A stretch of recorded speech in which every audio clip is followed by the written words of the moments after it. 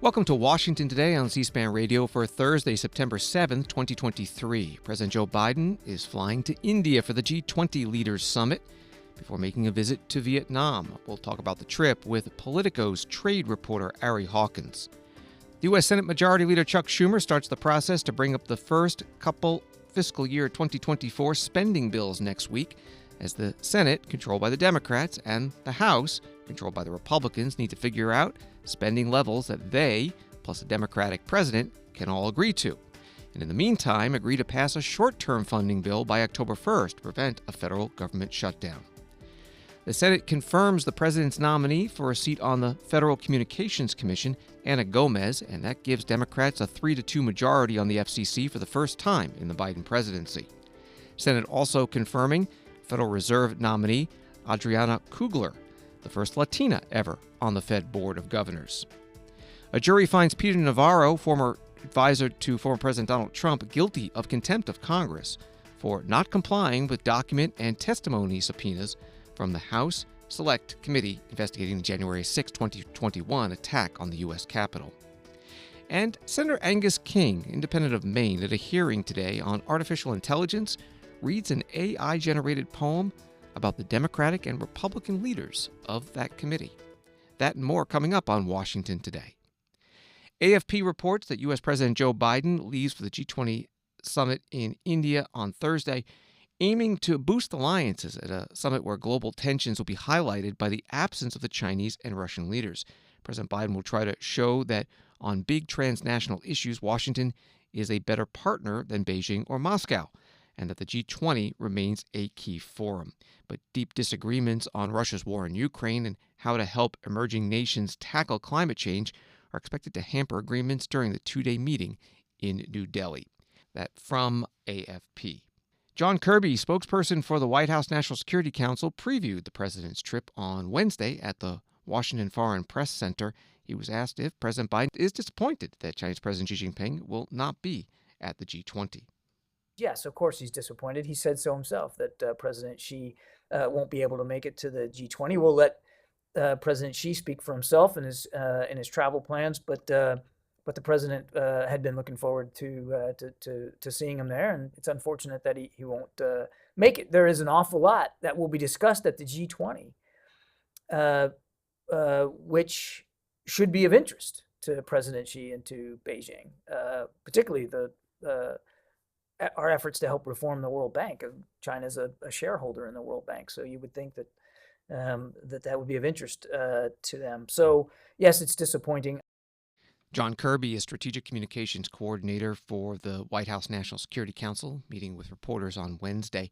He was also asked whether the G20 leaders will be able to issue a joint statement after the meeting in India. Reena Bhardwaj, ANI. In New Delhi, how optimistic is the United States of a joint declaration in this G20? We hope so. We certainly hope so. I mean, I think, it's difficult to get 20 clocks to chime at the same time. So we're going to have to, we're going to work on this. We know that the Indians also would like to see a joint communique, if you will. So we'll see where it goes. Oftentimes, the sticking point tends to be the war in Ukraine. Because countries like Russia and China are less likely to sign on to language that the rest of the international community is more than comfortable signing on to. So we'll see where it goes. Politico trade reporter Ari Hawkins has been covering President Biden's trip to India for the G20 Summit and joins us now by phone. Thanks for being with us. You report that the White House plans to push reforms to multilateral development institutions to counter China's influence over emerging markets. What institutions and what possible reforms? Thank you very much for having me. It's great to be here.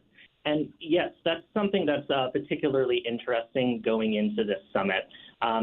Jake Sullivan mentioned on a reporter's call recently about sort of the pressure on Washington to put forward certain alternative financing routes for the IMF and the World Bank specifically to create a certain environment that could be more appealing towards developing countries, which now have quite a lot of sort of interaction and infrastructure on the more predatory side with China.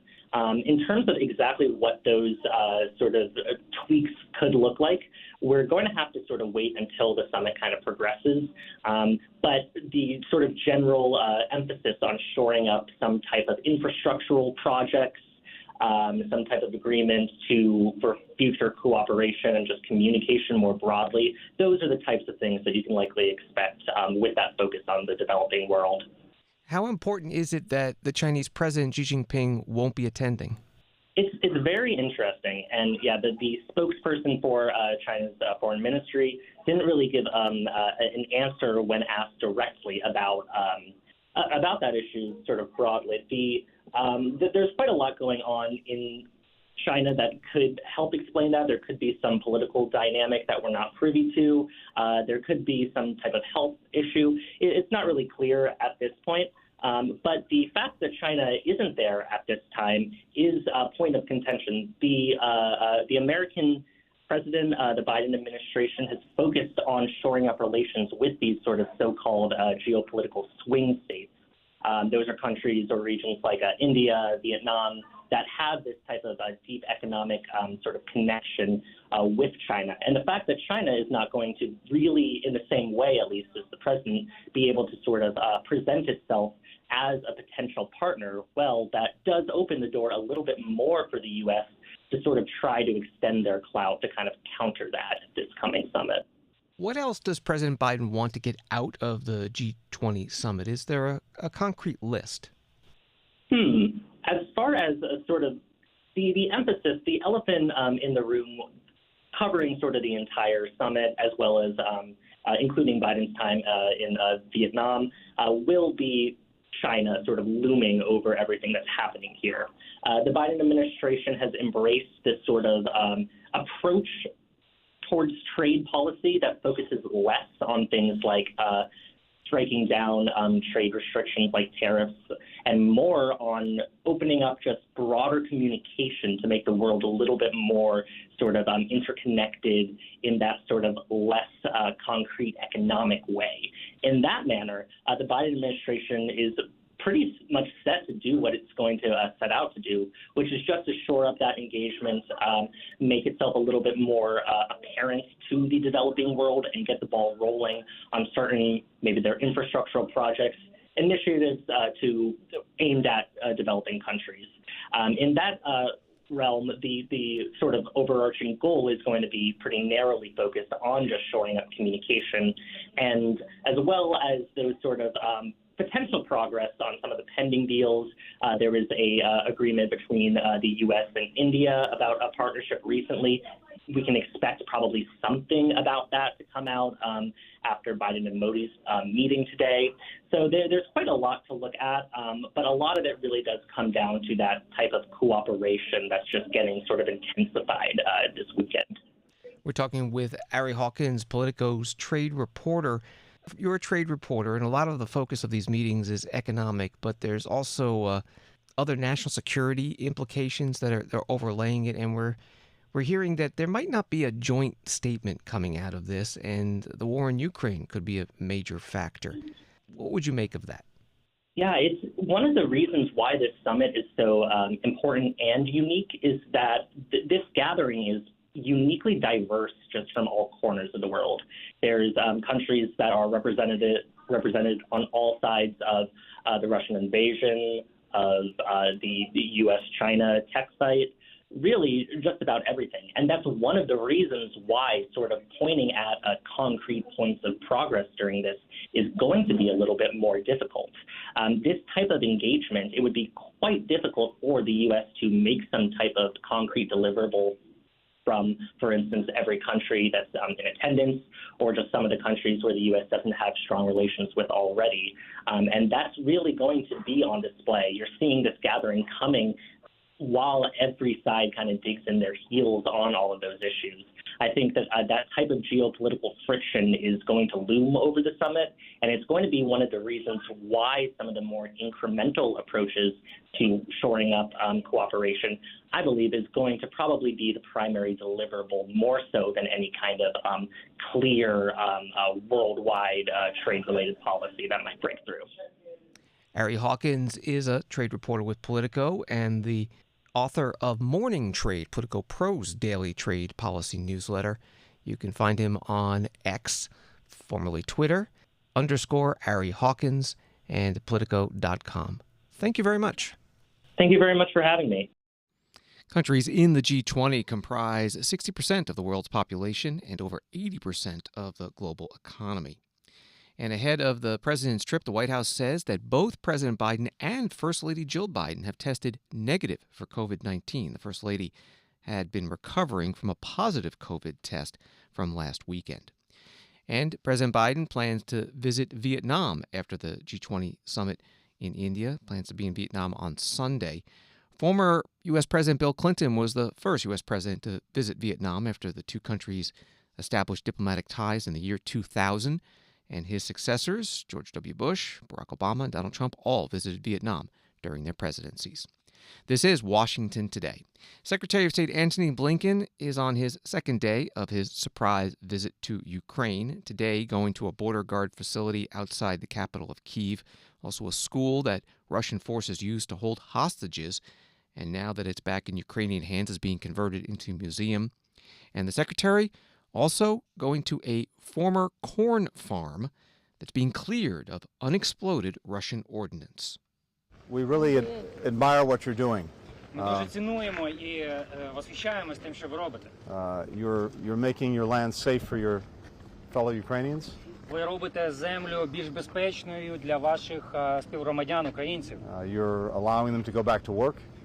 Ваша робота дозволяє їм повернутися на роботу. And also, when you're clearing the farmland, you're actually allowing Ukraine once again to help feed the rest of the world. І очищаючи сільськогосподарські землі, ви також допомагаєте всьому світові.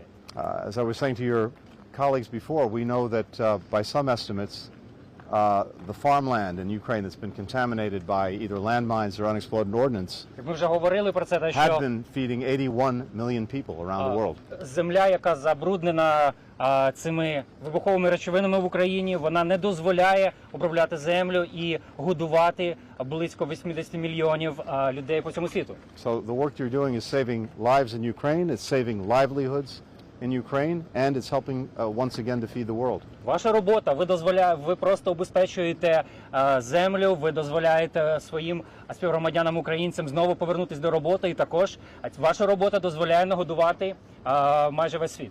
And as for the United States, we're very, very proud to be your partners in this. We've provided until this week about $90 million for these efforts.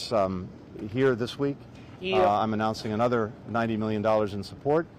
And we're so grateful as well to the NGO partners that we have and that Ukraine has in doing this work.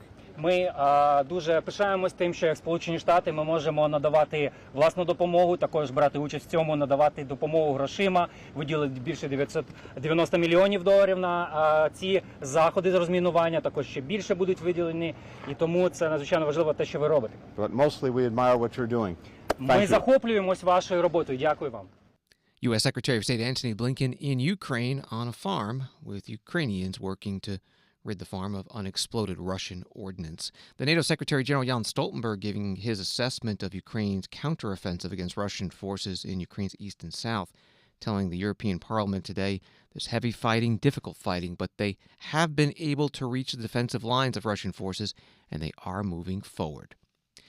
Back in Washington, D.C., this from NBC News, the Senate is displaying a rare unified front on government funding, putting the squeeze on the Republican-led House as the September 30th deadline to avert a shutdown nears. All 12 funding bills have sailed through the Senate Appropriations Committee on bipartisan votes, some unanimous, and senators sound triumphant about completing the task. The Democratic-led chamber plans to hold votes on the first three bills, military construction and veterans affairs, agriculture and the Food and Drug Administration, and transportation and housing starting Monday. This from the NBC article. It continues. Senate Republican leaders are even warning Speaker Kevin McCarthy, Republican from California, that his party line approach to fund the government by slashing spending and advancing divisive conservative measures is going nowhere in the Senate. The Senate Majority Leader Chuck Schumer, Democrat from New York, spoke on the Senate floor this morning. Mr. President, yesterday, Appropriations Chair Patty Murray, Vice Chair Susan Collins announced they're ready to move ahead with the first 3 appropriations bills here on the Senate floor: Milk on VA, Agriculture, and Transportation HUD. This is extremely good news for what has already been a fruitful and bipartisan Senate appropriations process. Chair and Vice Chair Murray and Collins have done an outstanding job negotiating this difficult work, so I thank them, as well as my other colleagues, particularly those on appropriations on both sides of the aisle. To keep the bipartisan momentum alive, I will file cloture on this package today with a plan to hold our first vote early next week. The Senate appropriations process is a lesson in how governing should work. All 12 appropriations bills have been passed with bipartisan support through regular order. 9 of them were either unanimous or just had 1 no vote. That doesn't mean parties have to agree on everything. We know that won't happen. But what it means is that our disagreements have not paralyzed the process. That's the mark of good governance. Of course, the work is far from over. When the House gavels back into session next week, time will be short for both parties in both chambers to unite around a plan to keep the government open beyond September 30th. There is only one way that this will happen: through bipartisanship.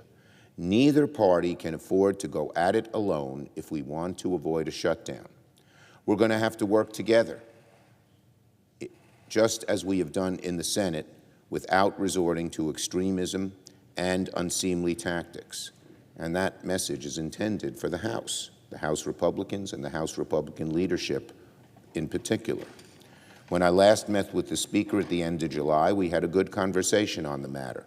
So I hope he sticks to his guns as this process begins in earnest. The Senate Majority Leader Chuck Schumer today on the Senate floor. The U.S. House is returning from the summer recess next week. Congressman Ken Buck, Republican from Colorado, spoke about what he sees happening in the House on these issues. He was interviewed on Wednesday on the NBC News program Meet the Press Now. Well, there has to be a short-term CR to keep the government open. We are not going to get 12 appropriations bills or 11 more appropriations bills done in the next 3 weeks. So I think that there have been conversations. I've been privy to phone calls that have gone on between members, and those conversations really amount to what the top line number is going to be. Are we going to have the 2019 top line number, the 2022 top line number, or is this CR going to be a continuing resolution on the amount that was designated last year that almost all Republicans voted against? So I don't see a lot of willpower to vote for something that almost everybody voted against last year. So let's find a way through that then. If you are not opposed, or you're opposed, I should say, to the level of funding that it appears the Senate is willing to go to, how do you reconcile that? How do you pass something that can get through both chambers? Well, that's the challenge that the Speaker has. And in my view, he's only going to pass something with Democrat votes, and that's what's going to put him at risk for the motion to vacate. I don't see the Speaker getting enough Republican votes for a continuing resolution in the next few weeks to be able to pass that continuing resolution. Would you vote for a continuing resolution at this point to continue the conversation? Yeah, I haven't seen one, so it's very difficult to answer that question. If it's at the 2019 levels, yes, I would vote for a continuing resolution. If it's at 22 or 23 levels, I will not vote for it. Okay, so let's talk then about the potential ramifications of a shutdown. You've been through these before. It appears as though no political party benefits from a shutdown. Do you think that your colleagues in the Freedom Caucus understand that they're risking the potential political consequences of a shutdown as these negotiations go on? I don't think anybody wants a shutdown. I don't think anybody in the Freedom Caucus is calling for a shutdown. The shutdown only happens as a result of not being able to come together on the bottom line number that would be used for the continuing resolution. Congressman Ken Buck, Republican from Colorado, on NBC's Meet the Press Now on Wednesday, as Congress considers regular government funding and supplemental spending requested by President Biden for natural disaster aid and aid to Ukraine, all by the end of the fiscal year, September 30th. That is also a deadline when other programs need to be reauthorized or they expire. And that includes the National Flood Insurance Program. That came up today in a Senate Banking, Housing, and Urban Affairs Committee hearing dealing with property insurance. Senator Jack Reed, Democrat from Rhode Island, questioned Douglas Heller, Consumer Federation of America Insurance Director. Mr. Heller, if Congress does not act by September 30th, the National Flood Insurance Program does not exist. Can you tell us what the consequences of that will be? I mean, there's some, please. Thank you, Senator. Yeah, I mean, Americans right now are facing these unprecedented catastrophes. We just saw Pennsylvania, New York, Vermont hit by severe flooding, and we need to have a flood insurance, and the private market has not been there to provide insurance for homeowners, and it's been stripped out of the homeowners' policies. And so we need a backstop so that there is flood insurance. I will say only 12% of Americans actually buy flood insurance. We are desperately uninsured or underinsured for this coverage. And I think it's important to note that Senator Scott is right, that the flood insurance program has not been a success. We need it there, because if we don't have it, then we've got nothing.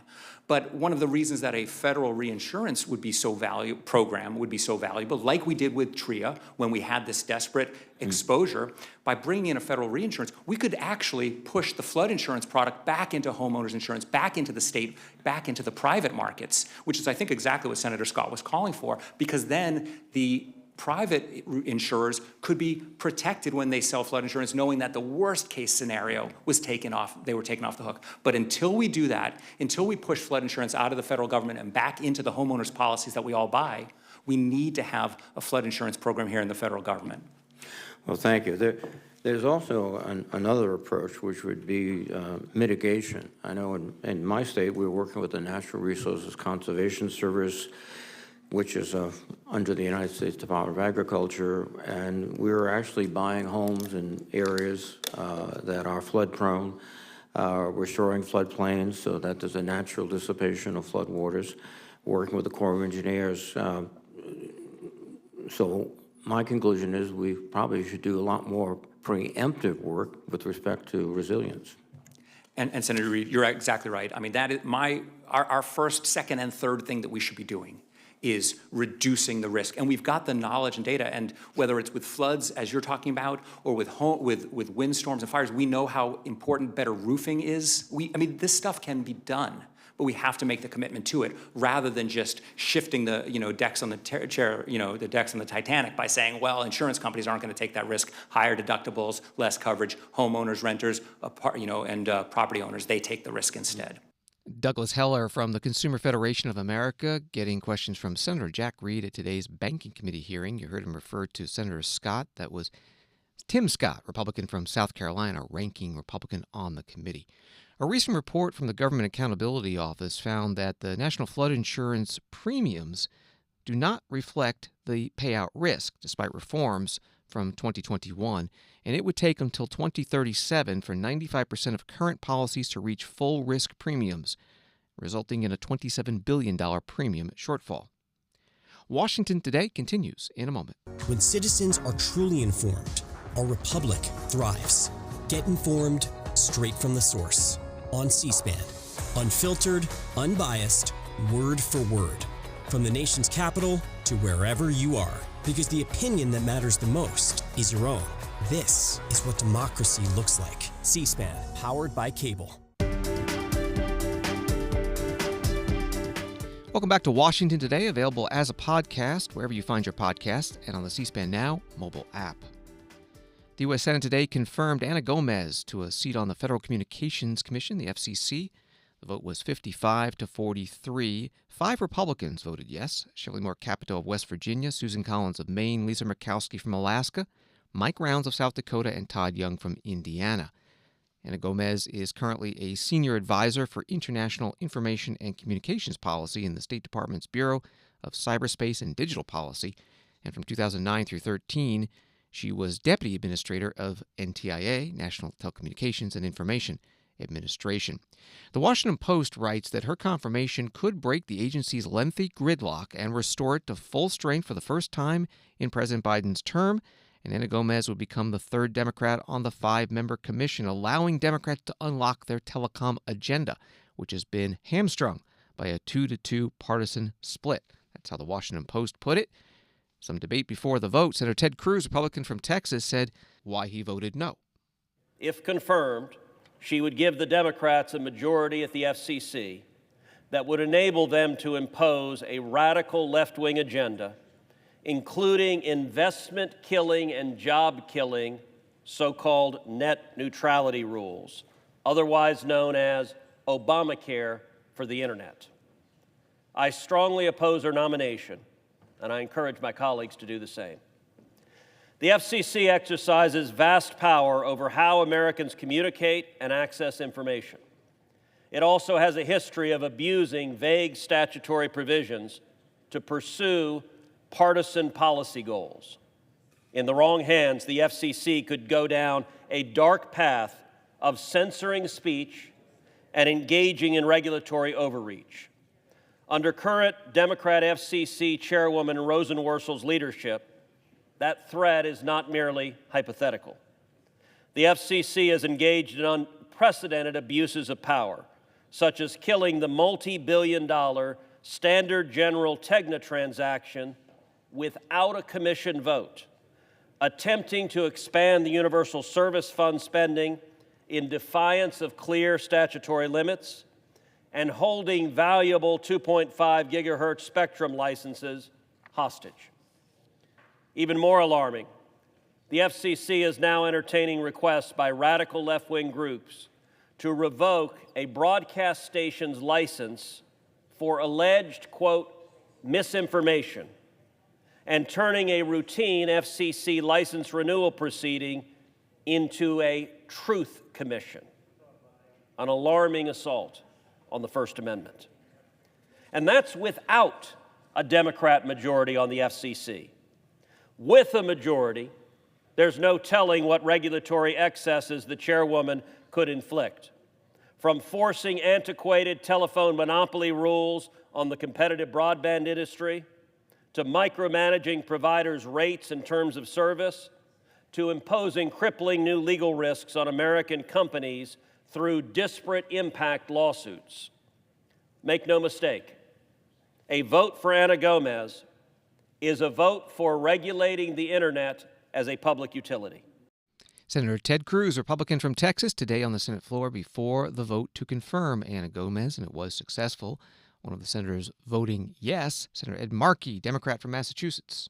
The FCC is one of the premier expert agencies in the federal government responsible for overseeing the wires and the radio waves that have become the backbone of our economy and our communities.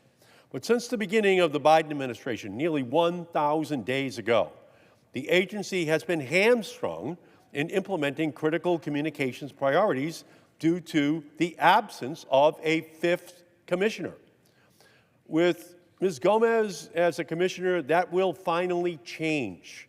The Federal Communications Commission will have the power to take on the big dollar interests that seek to block critical consumer protections at every turn. I support Ms. Gomez's nomination because I know she is ready for these fights. She knows that today broadband is not a luxury. Like running water or heat, broadband is an essential utility. Without high quality and affordable broadband, students cannot learn. Small businesses cannot reach new customers. Entrepreneurs cannot innovate, and seniors cannot access telemedicine. The FCC's authority must reflect the essential nature of the internet in American life. And that is exactly what Ms. Gomez will provide. With 3 Democratic commissioners, the FCC can act swiftly to restore net neutrality and protect a free and open internet.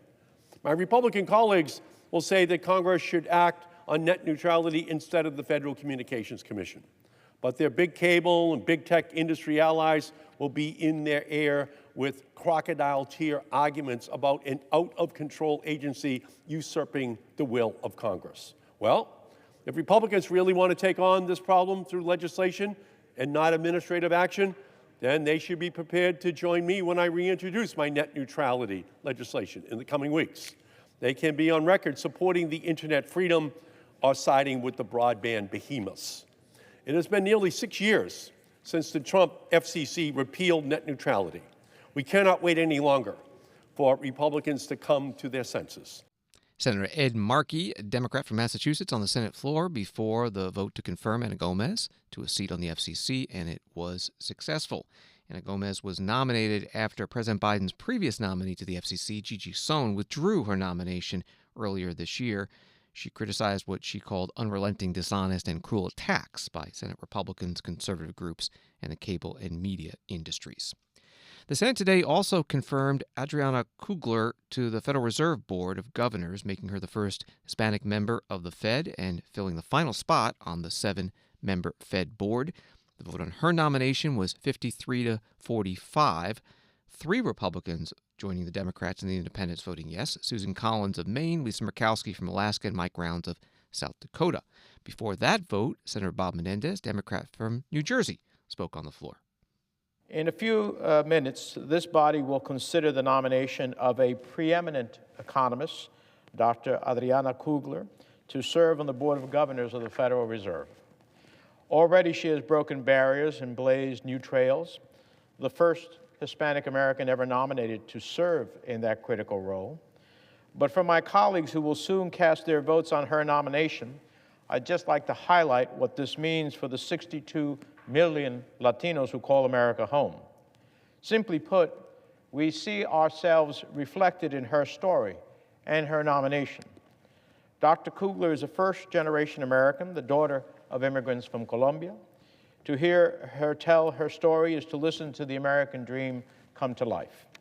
From her grandparents who overcame tremendous obstacles, whether it was fleeing religious persecution, being orphaned at the age of 3, or dropping out of high school to help a widowed mother raise 5 siblings, Dr. Kugler's family instilled in her the importance of grit and resilience alongside an unwavering work ethic. As a result, her life's work has been to help others similarly rise above their station.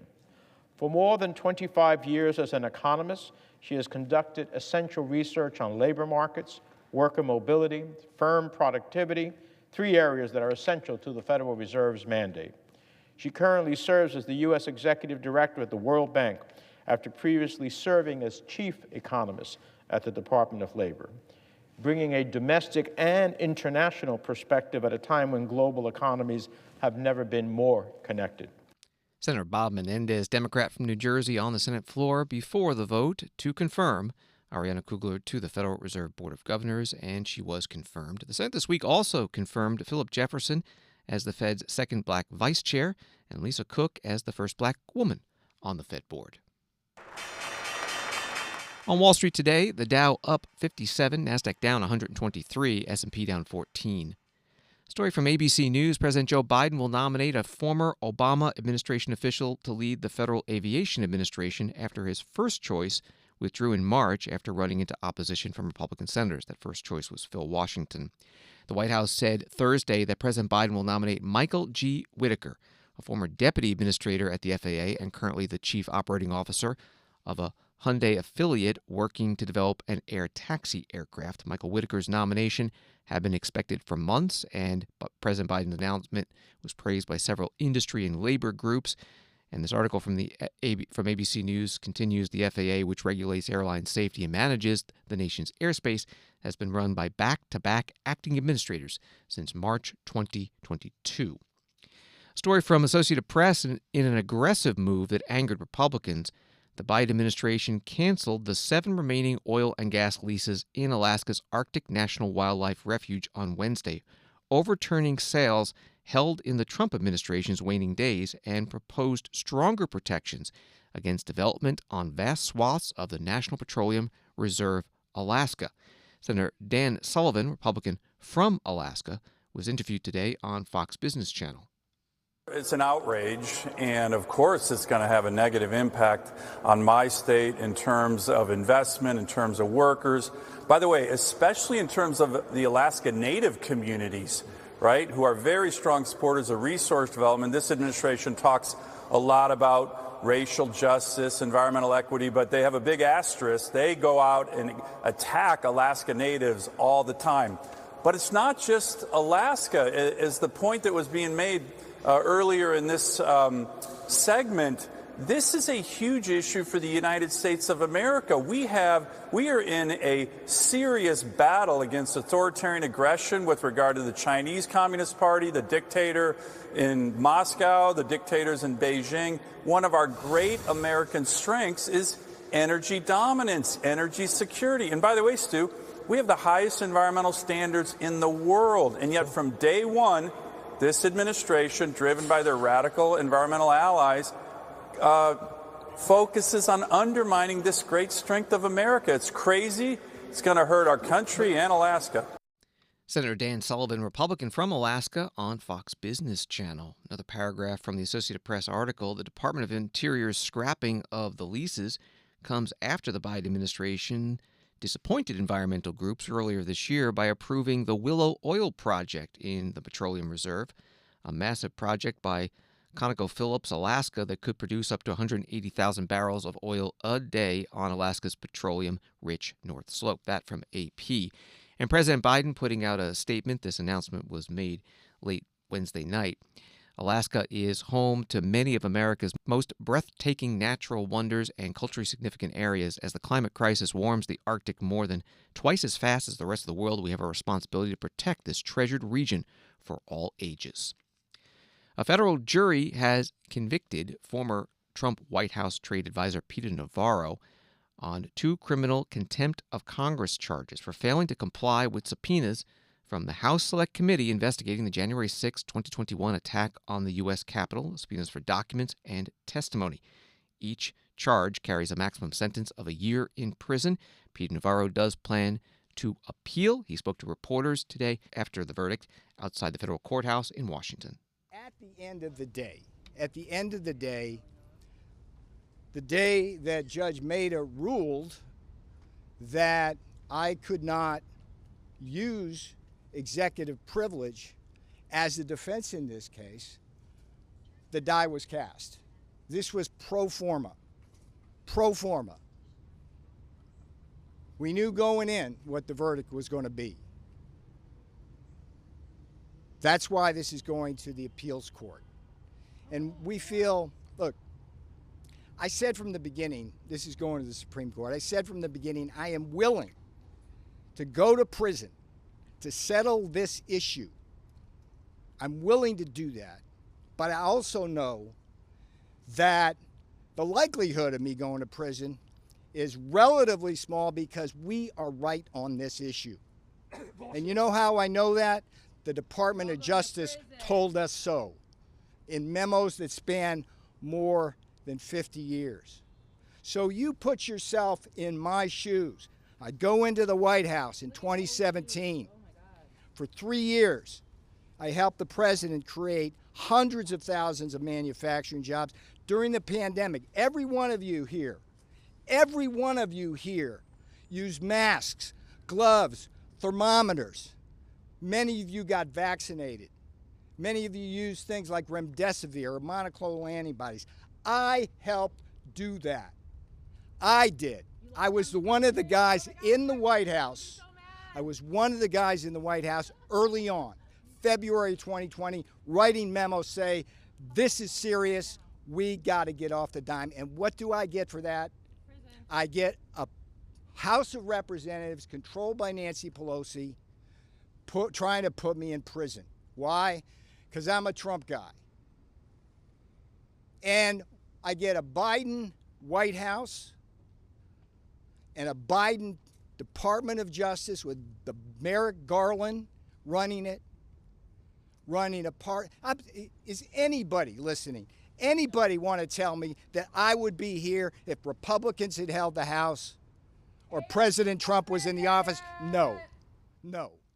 Peter Navarro, former trade advisor to former President Trump, with reporters this afternoon outside the federal courthouse in Washington, D.C., after the jury convicted him on 2 counts of contempt of Congress for failing to testify and turn over documents to the now-defunct House Select Committee investigating the January 6, 2021 attack on the U.S. Capitol. Last year, Steve Bannon, another former aide to former President Trump, was convicted as well on contempt of Congress counts for the same crime, and that case is also on appeal. A CNN poll done by SSRS finds that 61% of Americans think that President Joe Biden had some involvement in his son Hunter Biden's business dealings, including 42% saying he acted illegally and 29% saying he acted unethically but not illegally. The poll was conducted before Special Counsel David Weiss said on a Wednesday court filing that he intends to seek an indictment against Hunter Biden related to gun charges by the end of this month. CNN article on that poll includes this: President Biden has denied being involved in any of his son's business dealings, and House Oversight Republicans have not presented any direct evidence that the president personally benefited from any of them.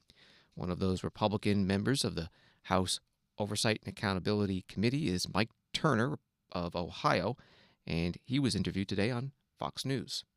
Well, the concern here has been prosecutorial misconduct as a result of political influence. And what we've seen in some of the charges that had been levied against Hunter Biden of not paying taxes, tax fraud, years of taxes that were absolutely not even recognized of income.